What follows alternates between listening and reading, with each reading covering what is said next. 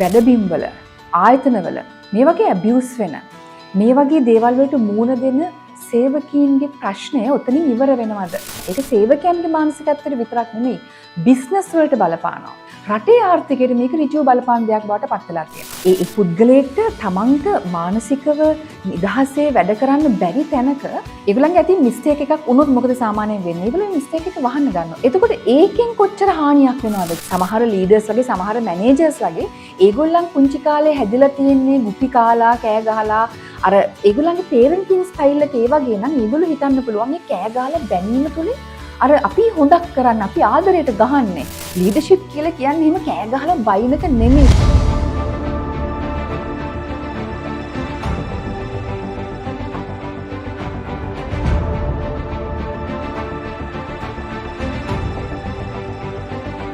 Mister kottu සිද්ධිය ඔබ දන්නවා මොකක්ද උනේ කියලා මම ඒක ඔබට අලුතින් කියන්න දෙයක් නැහැ. ඒ වගේම ඔහු ප්‍රසිද්ධියේ සමාව අරගෙන තිබුණා. හරි දැන් අපි හිතන අපි දැන් මේ කතාව එතනින් ඉවරයි කියලා. නමුත් ප්‍රශ්නේ තමයි දැන් ලංකාවේ වැඩබිම්වල ආයතනවල මේ වගේ ඇබියුස් වෙන මේ වගේ දේවල් වලට මුහුණ දෙන සේවකීන්ගේ ප්‍රශ්නය ඔතනින් ඉවර වෙනවද? නිකන් එකපාරට අතුරුදහන් වෙනවද ලංකාවෙන්? නෑ අවාසනාවකට නැහැ. ඒ නිසා තමයි මට මේක ඔයගොල්ලොත් එක්ක කතා කරන්න ඕනේ නේ එතනින් එහාට. මොකද මට නම් ඇත්තටම මේක නිකන් එක මොකක් හරි රෙස්ටොරන්ට් එකක වෙච්ච සිද්ධියක් විතරක් නෙමෙයි. ෆයිනෑන්ෂල් ප්‍රොබ්ලම්ස් නිසා, ස්ට්‍රෙස් එක නිසා, එතකොට තමන්ගේ ඉමෝෂන්ස් රෙගියුලේට් කරගන්න බැරිකම නිසා, ඉන්සෙකියුර් ෆීලිංග්ස් නිසා දුක් විඳින දහස් ගණනක් සේවකයන්ගේ වගේම සේවා යෝජකයන්ගේ ප්‍රශ්නයක්.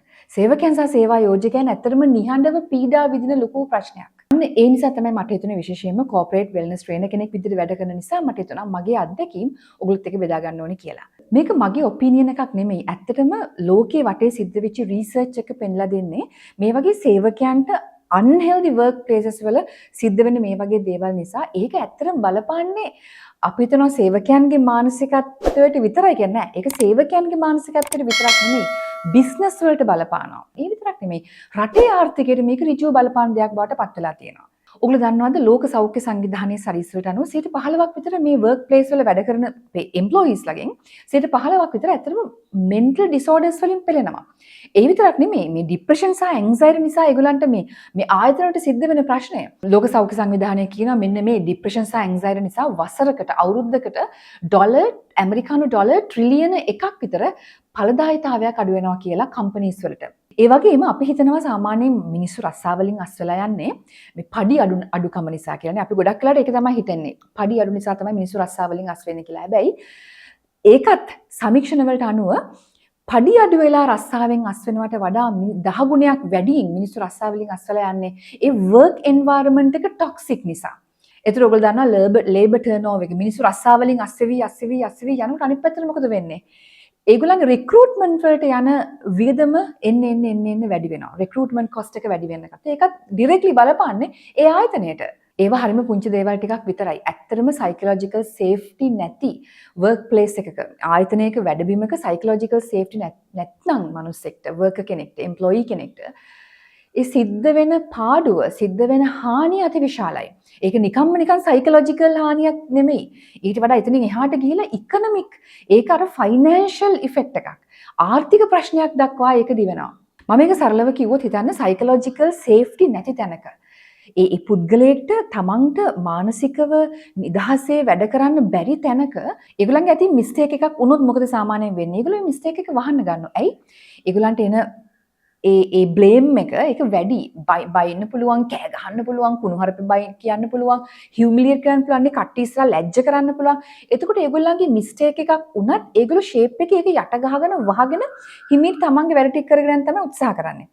එතකොට ඒකෙන් කොච්චර හානියක් වෙනවද? එතකොට ඒ වගේ ලොකු පිරිසක් තමන්ගේ අර මිස්ටේක්ස් වහගෙන හංගගෙන ගිහිලා යම් දවසක ඒක පුපුරලා යනකොට ඒක බලපාන්නෙත් ඒ ආයතනට ඒ ආයතනයේ ආර්ථිකයට.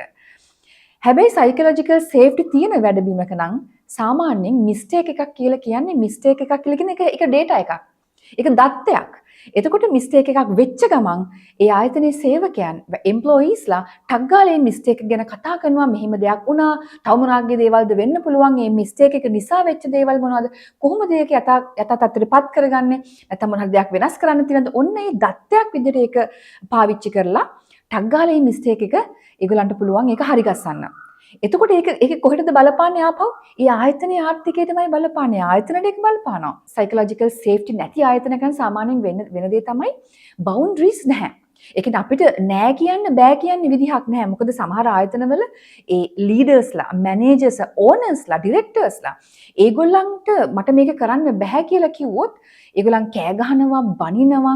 අපි මෙහෙමයි ඒ කාලේ වැඩ කරේ. මොකද සමහරක් ඒ මැනේජර්ස්ලාගේ, ඕනර්ස්ලාගේ ඒගොල්ලන්ගේ බවුන්ඩරිස් නැහැ. ඒතර ඒගොල්ලන්ට මේ බවුන්ඩරි කියන එක තේරෙන්නේ නැහැ. ඒගොල්ලන්ගේ වර්ක් ලයිෆ් බැලන්ස් එකක් දෙන්නේ නැහැ. එතකොට වෙන්නේ අර වැඩ කරන අයට පුදුමාකාර ප්‍රෙෂර් එකක්, ලොකු ස්ට්‍රෙස් එකක් එනවා. හැබැයි ඒ ස්ට්‍රෙස් එකක් එනවා කියලා කියන්නේ එතකොට ප්‍රොඩක්ටිවිටි එක තනිකරම අඩු වෙනවා. ස්ට්‍රෙස් එකක් එනකොට ඒ ප්‍රොඩක්ටිවිටි කාර්යක්ෂමතාවය තනිකරම අඩු වෙනවා. අනිත් පැත්තෙන් සයිකොලොජිකල් සේෆ්ටි තියෙන වැඩබිමක මොකද වෙන්නේ? ඒගොල්ලන්ට පුළුවන් කියන්නේ මගේ කැපැසිටි එකට අනුව පිරෙන්න වැඩ ටික තියෙනවා නම් එයාට කියන්න පුළුවන් මට දැන් තව වැඩක් දෙන්න එපා. මට මේ වැඩ ටික මම මේ කරගෙන යන ගමන් මට ප්‍රයොරිටයිස් කරන්න වෙලා තියෙනවා මේ වැඩ ටික. එහෙනම් අපි කොහොමද ඒව ප්‍රයොරිටයිස් කරගන්නේ? කියලා අපිට කතා කරගන්න පුළුවන්.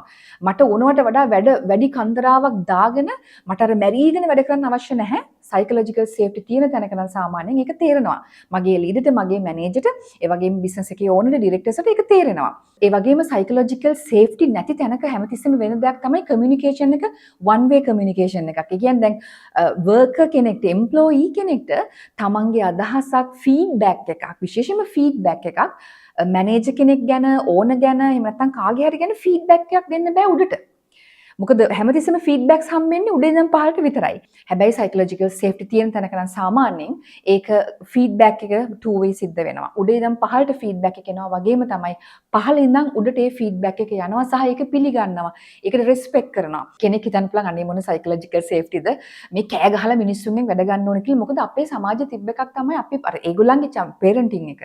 සමහර ලීඩර්ස්ලාගේ, සමහර මැනේජර්ස්ලාගේ ඒගොල්ලන් පුංචි කාලේ හැදිලා තියෙන්නේ ගුටි කාලා, කෑ ගහලා අර ඒගොල්ලන්ගේ පේරන්ටින් ස්ටයිල් එක ඒ වගේ නම් ඒගොල්ලෝ හිතන්න පුළුවන් ඒ කෑ ගහලා බැනීම තුලින් අර අපි හොඳක් කරන්න, අපි ආදරයට ගහන්නේ, අපි මේගොල්ලන් හදාගන්න බනින්නේ කියලා. ඒ හරි ඒගොල්ලන්ගේ ප්‍රොජෙක්ටිං. ඒගොල්ලෝ හිතනවා මේක තමයි හරි විදිහ කියලා. ඉතින් එතන ප්‍රශ්නයක් තියෙනවා.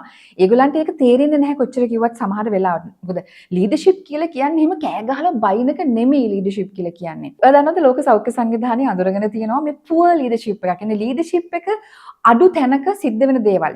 අඳුරගන්න පළවෙනිම දේ තමයි ඇත්තටම මේ ඒ වර්කර්ස්ලාට, එම්ප්ලොයීස්ලාට හිතා ගන්න බැරි තරම් වැඩ ගොඩක් ගොඩ ගහනවා. ඒගොල්ලන්ට ඒ කියන්නේ මැනේජ් කරගන්න අමාරු වැඩ ගොඩක් ඒගොල්ලන්ට වැටෙනවා. සුපර්විෂන් එක අර අපි අර ළමා නිවාසක මේට්‍රන්ලා වගේ නිකන් අර හිරගෙදරක අර පාලකයෙක් වගේ නිකන් අර වහල් භාවයෙන් තමයි සුපර්විෂන් තියෙන්නේ. ඒ වගේම වර්ක් ප්ලේස් එකේ වයලන්ස් එක වැඩි. ඒ කියන්නේ කෑ ගහනවා, බනිනවා, ලැජ්ජ කරනවා, කුණුහරුප කියනවා. ඒක ඔන්න ලීඩර්ෂිප් එකක් නැති තැනක්. ලීඩර්ෂිප් එකක් එතන නැහැ. ඒ වගේම බුලි වෙනවා නම් මේ සමහරක් අය බුලි වෙනවා. අලුතින් ආපු කෙනෙක් බුලි වෙනවා, ලැජ්ජ වෙනවා. එතනත් ලීඩර්ෂිප් එකක් නැහැ කියලා තමයි පිළිගන්නේ. ඒ වගේම සමහරක් වෙලාවට සේවකයන් හැරස්මන්ට් වලට ලක් වෙනවා. ගෑල් ළමයි හැරස් වෙනවා. එතනත් අපි දකින්නේ පුවර් ලීඩර්ෂිප් එකක්. ලීඩර්ෂිප් එකක් නැති තත්වයක්. ඒ වගේම සපෝට් එකක් නැහැ. සේවකයන්ට සපෝට් එකක් නැහැ. ඒ වගේම සේවකයන්ට හරියට කමියුනිකේට් කරගන්න විදිහක් නැහැ. ප්‍රශ්නයක් වුණාම කමියුනිකේට් කරගන්න විදිහක් නැහැ. ඉතින් මෙන්න මෙතෙන්ද අපිට පේනවා මෙන්න මේ වගේ ආයතනයක් මෙන්න මෙහෙමනම් ඒ ආයතනයක සිද්ධ වෙන දේවල්. ඒ කියන්නේ ඒ කම්පැනි එකේ ඒ ව්‍යාපාරයේ ලීඩර්ෂිප් එකක් නැහැ කියන එක. එහෙම ලීඩර්ෂිප් එකක් නැති වුනහම සාමාන්‍යයෙන් මොකද වෙන්නේ? ඒ කම්පැනි එකේ සේවකයන්ගේ ස්ට්‍රෙස් ලෙවල් එක උඩට යනවා. ස්ට්‍රෙස් ලෙවල් එක වැඩි වෙනවා.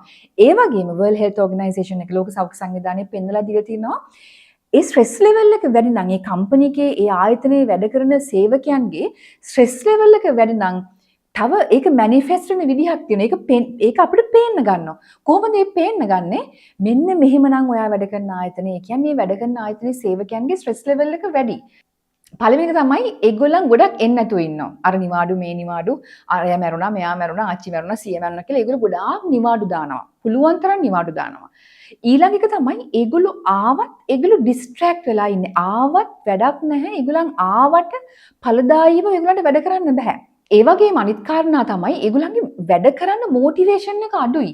ඒතර අපි කරන්නේ දැන් ඒතර HR එකකින් කරන්න පුළුවන් ටක් ගාලා මොටිවේෂනල් ස්පීකර් කෙනෙක් ගෙනලා පොඩි මොටිවේෂන් එකක් දෙනවා. ඊට පස්සේ ආයෙමත් හිතනවා දැන් මේක මොටිවේෂන් එක වැඩි වෙයි කියලා. හැබැයි ඇත්තටම ලෝකෙ තියෙන්නේ හේතුඵල ධර්මයක්නේ.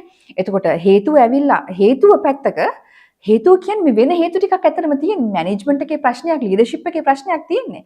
ඒ ප්‍රශ්න නිසා ඒ ආපු ස්ට්‍රෙස් එක නිසා තමයි මොටිවේෂන් එක අඩු වෙන්නේ. එතකොට ඒ සේවකයන්ට මොටිවේෂන් කරනවට වඩා ඇත්තටම දැන් මම ගොඩක් වෙලාවට කරන්නේ ඒ මැනේජර්ස්ලාගේ ප්‍රශ්නේ විසඳන එක. ඒ ලීඩර්ෂිප් එකේ ප්‍රශ්නේ විසඳන එක. ඒ කියන්නේ ඒගොල්ලන්ගේ ඉමෝෂනල් රෙගියුලේෂන්ස් වැඩි කරන එක. ඒගොල්ලන්ගේ ස්ට්‍රෙස් එක අඩු කරන එක. නැත්තම් අපි ලොකු වේදමක් කරලා අර මොටිවේෂන් කර ඉන්නවා සේවකයන්ට. හැබැයි අපි බලනවා ඇයි මේගොල්ලන් ප්‍රොඩක්ටිව් නැත්තේ කියලා. එතන තියෙන්නේ වෙන ප්‍රශ්නයක්. ඒතර එහෙනම් අර ස්ට්‍රෙස් එක නිසා ඔන්න ඒගොල්ලන්ගේ මොටිවේෂන් එක අඩු වෙනවා. ඊට පස්සේ තව මොකද වෙන්නේ? ඒවත් එක්ක ඒගොල්ලන් ගොඩාක් මිස්ටේක්ස් කරන්න ගන්නෝනේ. සාමාන්‍ය අපි දන්නවා ස්ට්‍රෙස් එකක් වැඩි වෙද්දි සේවකයන්ගේ මොකද වෙන්නේ? ඒගොල්ලන්ට දේවල් අමතක වෙනවා. ඒගොල්ලන් මිස්ටේක්ස් කරන්න ගන්නවා.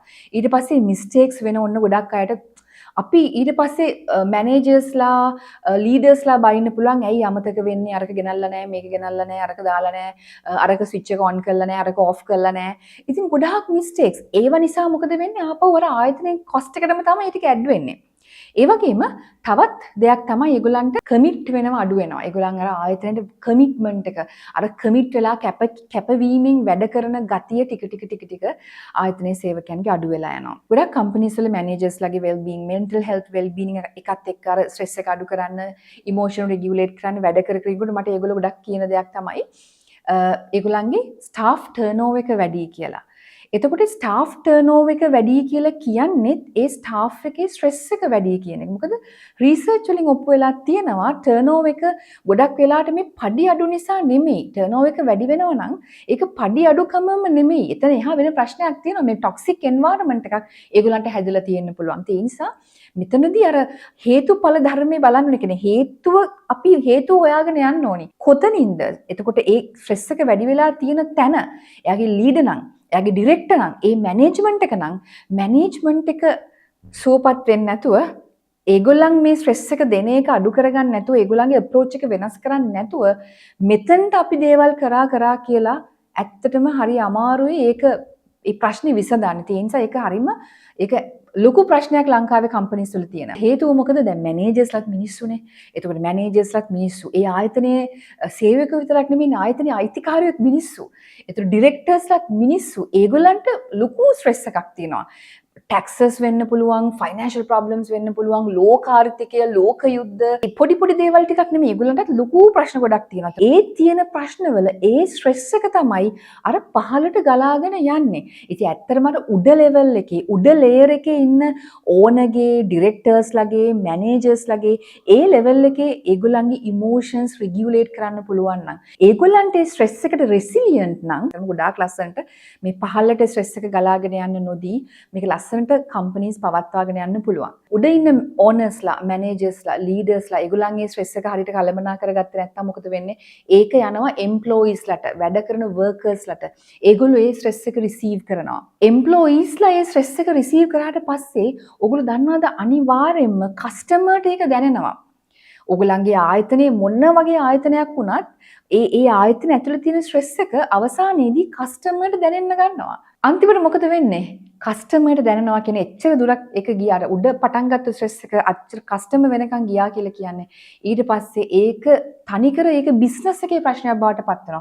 ඊට පස්සේ කොස්ට් එක ගෙවන්නේ කවුද? බිස්නස් එක. බිස්නස් එක තමයි කොස්ට් එක ගෙවන්නේ. ඒ නිසා මේ සයිකොලොජිකල් සේෆ්ටි කියන එක අපි වගේ ඩිවෙලොපින් කන්ට්‍රි එකකට හරිම අමාරුවෙන් ටික උඩට යන රටකට හරිම අත්‍යවශ්‍ය දෙයක්. මොකද ඒක වැඩ කරන සේවකයට විතරක් නෙමෙයි ඒක මුළු රටටම රටේ තනිකර ආර්ථිකයට බලපාන ප්‍රශ්නයක් නිසා. මං හිතන්නේ ඒ නිසා හැම ආයතනයකම හැම වැඩබිමකම මේ සේවකයන්ගේ මේ සයිකොලොජිකල් සේෆ්ටි කියන එක තියෙන එක මම හිතනවා අත්‍යවශ්‍ය දෙයක්. මොකද ලීඩර්ෂිප් එක කියලා කියන්නේ මේ රටේ ආර්ථිකය හොඳට තියෙන වෙලාවක අපේ අතේ සල්ලි හොඳට තියෙන වෙලාවක නේද ලීඩර්ගේ ඕනගේ හොඳට මේ බිස්නස් එක රන් කරන්න පුළුවන් හරිම සාර්ථක අවස්ථාවක ලීඩර්ෂිප් ක්වොලිටි පෙන්වන්න හරිම ලේසි ඕනම කෙනෙක්. ඇත්තටම ලීඩර්ෂිප් එක කියලා කියන්නේ ප්‍රශ්න සහගත වෙලාවක තමන් හොඳටම ස්ට්‍රෙස් එකේ ඉන්න වෙලාවක තමන්ගේ ආයතනය කඩා වැටිගෙන එන මොහොතක කොහොමද අපි සේවකයන්ට සලකන්නේ අපි කොහොමද ස්ට්‍රෙස් එකට රෙසිලියන්ට් වෙන්නේ අපි කොහොමද මේ දේවල් මැනේජ් කරගන්නේ කියන එක තමයි ලීඩර්ෂිප් එකෙන් පෙන්වන්නේ අන්න එතනට තමයි ලීඩර්ෂිප් එක අවශ්‍ය වෙන්නේ ඒ අර කෑග් ගහලා කුණුහරුප කියලා බැනලා මේ නිකන් අර හරක් වගේ මිනිසුන්ව දක්කන්න ඇත්තටම ලීඩර්ස්ලා අවශ්‍ය වෙන්නේ සහ එහෙම දෙයක් විශේෂයෙන්ම ඩිවලොපින් කන්ට්‍රි එකකට අපේ රටට එහෙම තත්ත්වයක් ඇත්තටම හරිම භයානකයි. ඉතින් ඒ නිසා මං හිතන්නේ මේ සිද්ධිය නිසාවත් අඩුම ගානේ මේ සයිකොලොජිකල් සේෆ්ටි කියන එක ආයතනවල කතා වෙන එක විශේෂයෙන්ම මේ ආයතනයේ වර්කර්ස්ට විතරක් නෙමෙයි විශේෂයෙන් දැන් මම මැනේජර්ස්ත් එක්ක වැඩ කරනකොට කම්පැනි එකේ ඩිරෙක්ටර් ලෙවල් එකේ ඇත් එක්ක වැඩ කරනකොට අපි ගොඩක්ම කරන්නේ ඉමෝෂන්ස් රෙගියුලේට් කරන්න උගන්නන එක. මොකද ඒගොල්ලොත් මිනිස්සු ඒගොල්ලන්ගේ තියෙනවා චයිල්ඩ්හුඩ් ට්‍රෝමා තියෙනවා. මනි රිලේටඩ් ට්‍රෝමා තියෙනවා. සමහර වෙලාවට මේ මැනේජ්මන්ට් එකේ ඩිරෙක්ටර් ලෙවල් එකේ අය සමහර වෙලාවට ඒගොල්ලෝ ඩිසිෂන් ගන්නෙ මේ අර කාම් මයින්ඩ්සෙට් එකකින් නෙමෙයි. ඒගොල්ලෝ ඩිසිෂන් ගන්නෙ හරිම ඉන්සිකියුර් මයින්ඩ්සෙට් එකකින්.